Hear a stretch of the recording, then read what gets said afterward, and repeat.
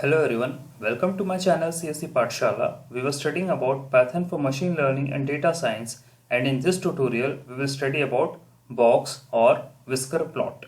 So a box plot is also known as whisker plot, which means a very small distance or space. For example, if you are having a scale and the points which are present on scale are separated with a very small distances, then it's called as a whisker.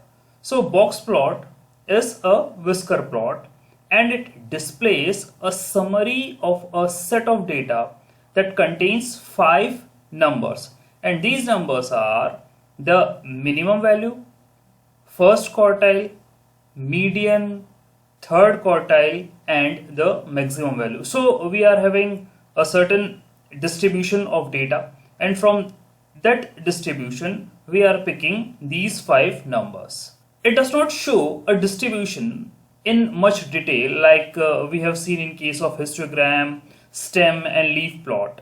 But especially it is very much useful for indicating whether a distribution is skewed and whether there are potential unusual observations in our data set or not.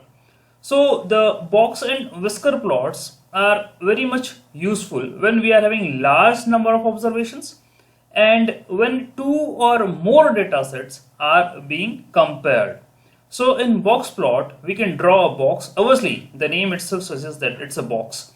So here we can draw a box from the first quartile to third quartile, a vertical line which goes through the box, it represents the median, and the whiskers from each quartile to the medium or maximum has been plotted.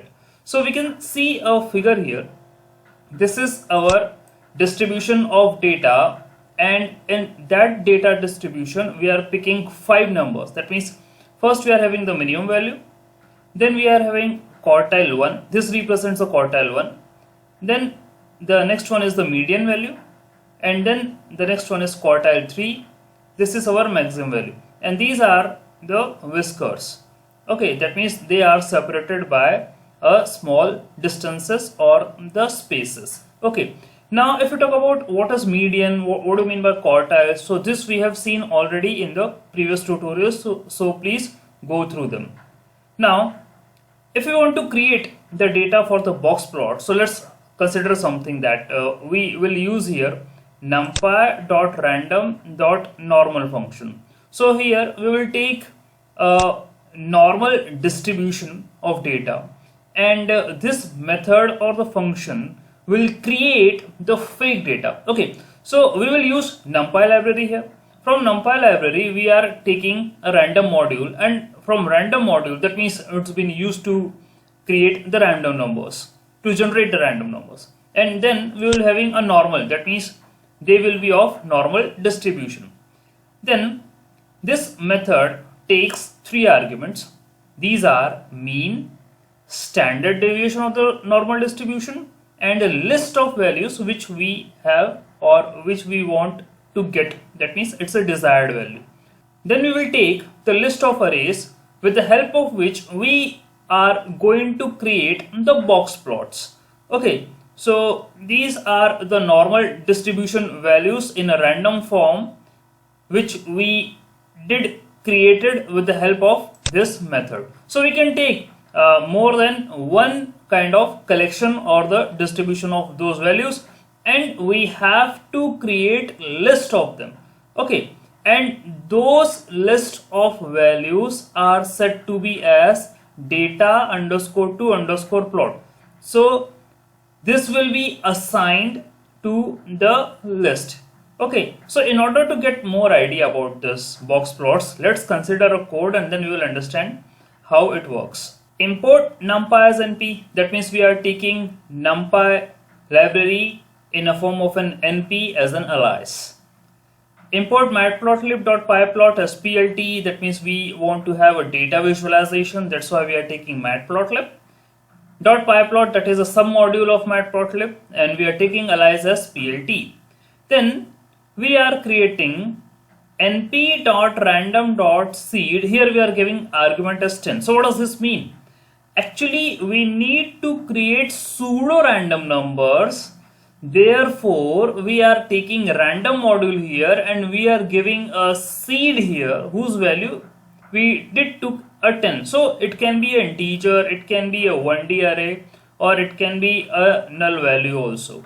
Okay, so what does a pseudo random number means? It means that it can be predicted or been estimated, calculated with the help of a machine. Okay, so here np.random.seed is for pseudo random numbers in Python. Okay, so once this has been created, pseudo random numbers, so on every execution of our program it will remains the same. Okay, now next what we are doing, we are taking the collection of the numbers. That means the first one is collection underscore 1. This is a variable which we are defining, that is equal to np.random.normal. So here we are giving the normal distribution. Okay, so this normal distribution will be assigned to collection 1. And what are the arguments here? The arguments here are 100, 10 and 200. So what does this mean? We have already studied that we need to give 3 arguments here. These 3 arguments stands for mean, standard deviation and the number of values. Okay, so here these are mean, 100 is mean, 10 stands for the standard deviation and 200 stands for the number of values. Similarly, we are taking one more collection of the normal distribution in a random values form. So these are np.random.normal, 80, 30 and 200. Again the same, that is 80 is the mean, 30 is the standard deviation and 200 is the value, number of values. And the collection number 3 and collection number 4. So here we are taking 4 collections, and what we have to do next is, as I have already told, we need to prepare a list of all these collections. So what we did, data underscore to underscore plot, that is equal to, there is a list collection 1 comma collection 2 collection 3 and collection 4. Then we are plotting a figure, that means we are just creating an access instance. So this is done with the help of plt.figure and its value has been assigned to fig. Okay, and then next what we are doing, we need to add access to our figure. Okay, so this is done by fig.add underscore access. So the fig has been assigned with plt.figure. Okay, so which has been used for creating an access instance, and for adding access we are taking ax equal to fig dot add underscore access, and here we are giving a list of certain parameters. These are 0, 0, 1, 1. Okay, and which represents left, bottom, width and height. Okay, and actually it has been used to create the box plot.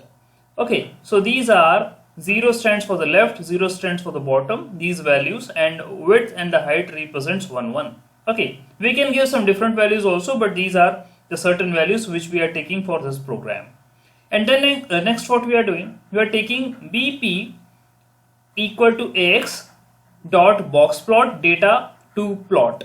Okay, so the data to plot are the list of all the collections which we have given to box plot method or the function, with the help of which we are creating the box plot. So in the above line we did created a figure, we have added access to it, and then in that we are creating the box plots. Okay, so these 3 lines are the major lines for the creation of the box plot. Okay, then what we are doing, we are saving the file or the figure which we did create in form of fig1.png. Okay, and we are giving one more argument, that is bbox underscore inches equal to type. Okay, so this is used to save our figure which we did generate after the execution of this program in a form of a png file, okay, with the name fig1, and then we are showing our plot. So let's save this code and run this code. This is our box plots, and these are, that means this is for collection 1, This is for collection 2, 3 and 4. And here these lines represents the median lines, okay, which has been represented here with an orange color. Okay, and these are certainly the minimum and the maximum value. So this circle O, this is minimum value, this circle O, this is a maximum value, and this is all same with other box plot cases also. Okay, minimum and the maximum values, and we are also having quartile values. That means this is the first quartile and this is the third quartile, and in between we are having a medium value.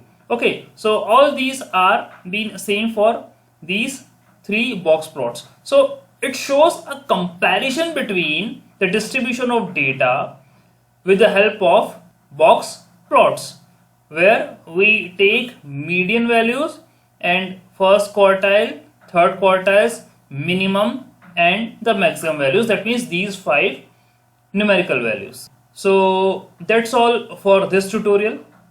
We will come up with more informative tutorials on matplotlib. Thanks for watching. Kindly do subscribe to my channel.